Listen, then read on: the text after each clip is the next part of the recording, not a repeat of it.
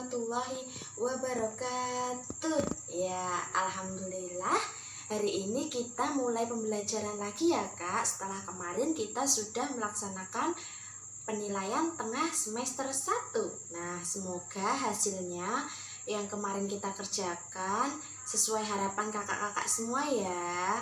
Nah, hari ini kita akan belajar fikih, melanjutkan materi yang sebelumnya. Diingat-ingat kemarin minggu yang sebelumnya kita belajar apa ya fikih?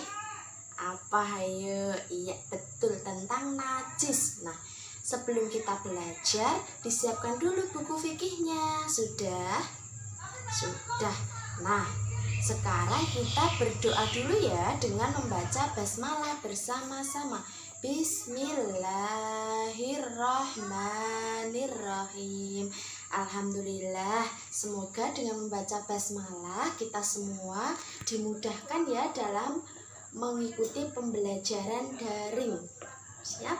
Nah, hari ini kita buka halaman berapa? Melanjutkan kemarin. Nah, halaman 58 tentang hukum terkait dengan najis. Nah, dibuka ya halaman 58.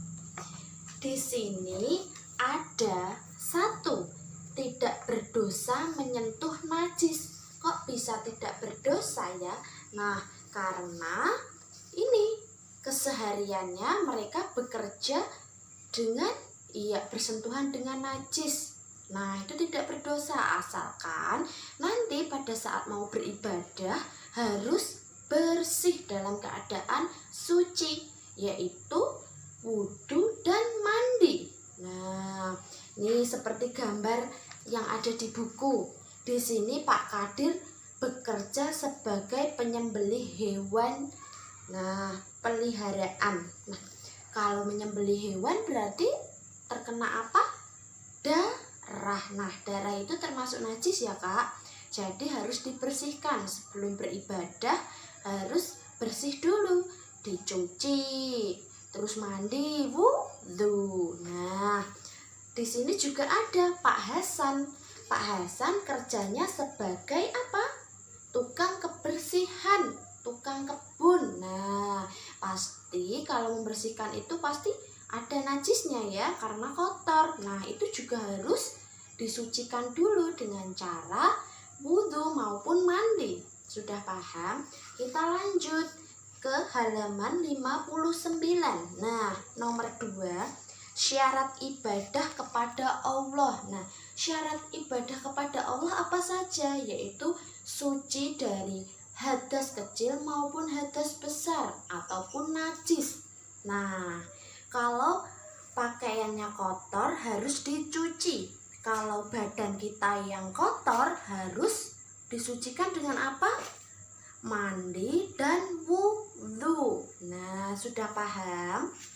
Nah, kita lanjut ke halaman 60. Nomor 3, di sini ada barang najis haram dimakan. Nah, barang najis haram dimakan, disentuh aja sudah haram. Nah, pasti kalau dimakan, nah nggak boleh ya. Apa saja yang haram dimakan? Yang pertama ada bangkai binatang. Nah, hewan yang sudah mati tanpa disembelih itu namanya bangkai, tidak boleh ya dimakan. Nah, misal nih ayam terlindas motor, nah itu nggak boleh dimakan, itu nanti jadinya hewan haram. Nah, tahu Kak? Nah, di sini lanjut.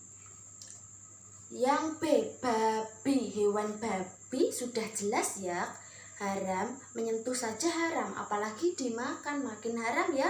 Anak soleh solihah nggak boleh makan daging babi. Nah, yang ketiga ada darah. Nah, biasanya darah ini dibekukan.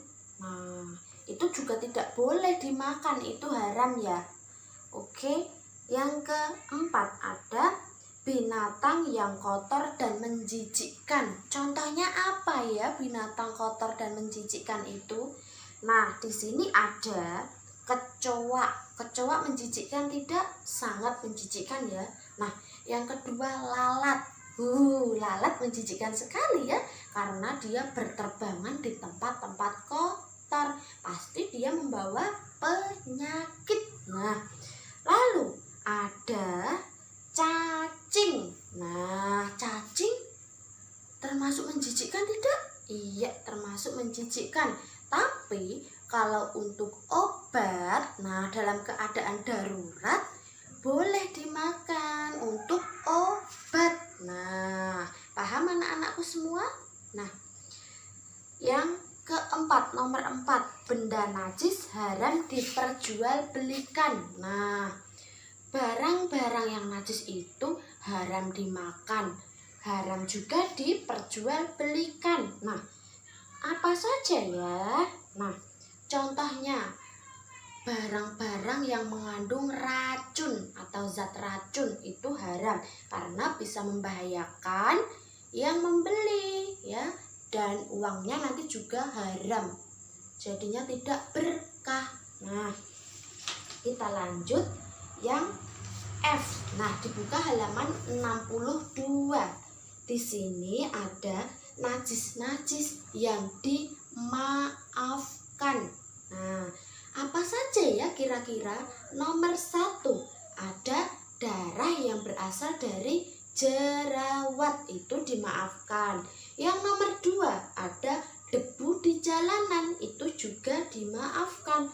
Terus yang ketiga, ada mulut anak kecil yang terkena muntahan. Nah, itu juga dimaafkan. Dan lain-lain. Sampai 8 ini kakak baca sendiri. Ini merupakan najis-najis yang dimaafkan oleh Allah. Nah, kalau mau beribadah yang terkena najis-najis yang dimaafkan ini, nanti harus wudhu ya. Intinya kalau kakak-kakak mau beribadah, kakak harus bersih, baik baju, pakaian maupun tubuh kakak ya. Sudah paham anak-anakku? Nah, mungkin cukup itu ya pembelajaran kita hari ini. Nah, kakak-kakak jangan lupa untuk dibaca bukunya ya kak. Latihan membaca. Oke, siap? Siap ya? Nah, Ibu guru akhiri. Wabillahi taufiq wal hidayah. Wassalamualaikum warahmatullahi wabarakatuh.